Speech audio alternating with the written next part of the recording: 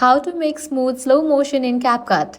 Let's get started. Launch your CapCut app, then click on the option New Project. Now go ahead and select the video in which you want to apply slow motion. So I'm going to select this one video. Once you have selected the video, click on it. Now at the bottom you will find different option. Click on the option Speed. Click on the option Normal. Now using the slider you can easily increase or decrease of the speed of the video. Slide this icon to the left hand side in this way. You can click on this option Smooth Slow-Mo. Click on the option Better Quality. Once it has been applied, you can play the video and check. Now your video will be very smooth. Likewise, you can use another option that is Curve. Under Curve, you're gonna find different option.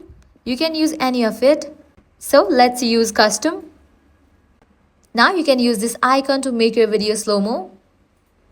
Firstly, you can add a beat and then move these icons to the downwards in this way. With that, your video will be slow. Likewise, you can enable for this option Smooth Slow-Mo. Smooth Slow-Mo is in the process to be applied to your video. Once your video is ready, you can play it and check it out. So this way you can make smooth slow motion in CapCut. If this guide helped you out, don't forget to like, share and subscribe.